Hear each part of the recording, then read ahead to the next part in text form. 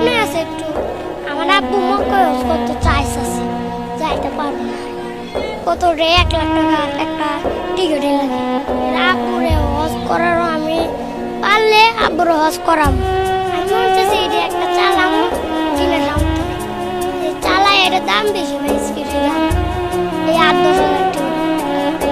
এরা বড় লোক আমরা করি একই ভাই, একদিন আনলো বড় লোক না লাগবো গরিব মানুষ, অনেক মানুষ বড় লোক একবারে এই বড় বিল্ডিং মালা একটা খরচ করে না, খালি কিপটিয়া কিপটা হইব।